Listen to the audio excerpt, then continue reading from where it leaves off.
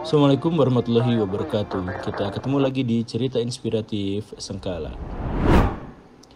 Sergei Konstantinovich Krikalev lahir 27 Agustus tahun 1958. Adalah salah seorang kosmonot paling terkenal dari Rusia.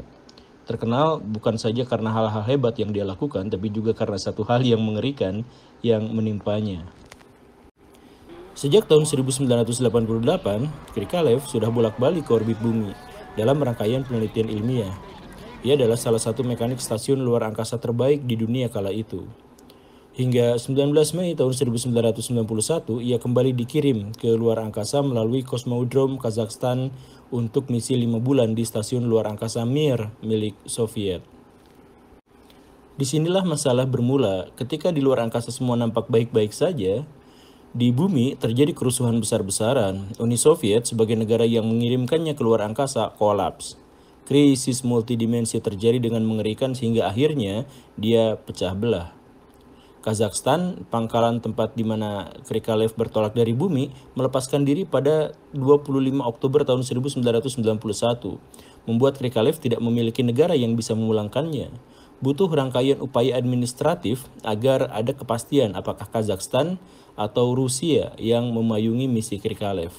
Tetapi tak ada upaya ke sana karena baik Rusia maupun Kazakhstan mengalami krisis ekonomi besar-besaran. Khususnya untuk Kazakhstan, dia bahkan belum memiliki kosmonot pengganti yang mungkin bisa diandalkan.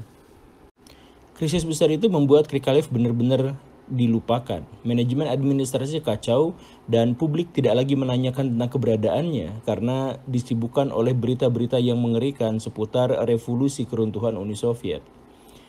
Sebenarnya di sini ada latar yang cukup melegakan, yaitu bahwa istri Krikalev adalah operator radio dan secara berkala membuat Krikalev bisa berbincang dengan orang-orang sipil di bumi melalui radio itu. Ini adalah penghiburan yang bagus meski tetap dipenuhi oleh terlalu banyak manipulasi.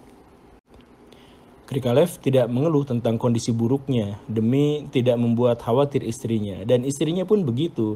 Dia hanya menceritakan hal-hal yang positif agar Krikalev tidak stres di luar sana. Ia hanya mengatakan bahwa penundaan penjemputan hanya sejenak. Cepat atau lambat Krikalev akan pulang ke bumi. Meski demikian, harus diakui bahwa penundaan sebentar saja adalah sesuatu yang buruk karena tubuh manusia tidak didesain untuk bertahan lama di luar angkasa. Krikalev juga sebenarnya bukan sama sekali tidak punya pilihan, ia memiliki dua opsi. Satu, ia bisa saja pulang ke bumi secara ilegal dengan kapsul, yang walaupun berisiko membakarnya di atmosfer, atau ketika sampai pun di bumi, ia sampai sebagai disersi. Atau opsi kedua, menunggu di satelit tanpa kepastian kapan bisa kembali.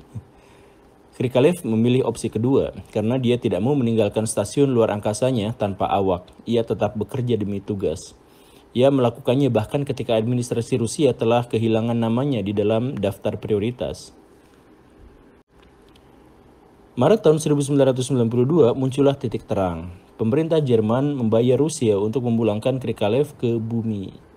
Itu adalah salah satu yang luar biasa melegakan. Saat Krikalev sampai ke bumi, tubuhnya sudah benar-benar hancur, rusak parah. Tulang-tulangnya tidak bisa menahannya dari gravitasi bumi. Tetapi ia selamat dan menjadi warga negara Soviet terakhir yang ada di bumi. Dia menjejakkan kakinya di bumi setelah mengitarinya sebanyak 5.000 kali dalam 313 hari yang membosankan di luar angkasa. Sobat, bisakah sobat menunggu dalam ketidakpastian di luar angkasa dan tetap sabar dengan itu demi negara? Bahkan Krikalev pada waktu itu ragu ia telah melakukannya, tetapi faktanya ia melakukan itu. Apa yang membuatnya bisa bertahan adalah kecintaannya pada pekerjaan. Krikalev bahkan kembali lagi keluar angkasa setelah pengalaman yang mengerikan itu. Pekerjaan terbaik bukanlah pekerjaan yang menghasilkan paling banyak uang, tetapi yang membuat kita bahagia. Kita bisa melakukan aktualisasi diri di sana. Maka bahkan ketika kita tertekan di pekerjaan itu, kita tetap akan bertahan. Bukan gara-gara soal uang, tapi gara-gara kita menikmatinya, bahkan menikmati tekanan itu. Jadi sobat, jangan berusaha bertahan di satu tempat karena uang. Itu membuat hidup menjadi hilang kebermaknaannya dan kebahagiaan menguap. Tapi temukanlah pekerjaan dan kehidupan yang membuat kita senang di sana, sehingga bahkan ketika stres yang berat sekalipun kita bisa bertahan dan menikmati sisi lain dari kehidupan. Semoga bermanfaat. Terima kasih. Assalamualaikum warahmatullahi wabarakatuh.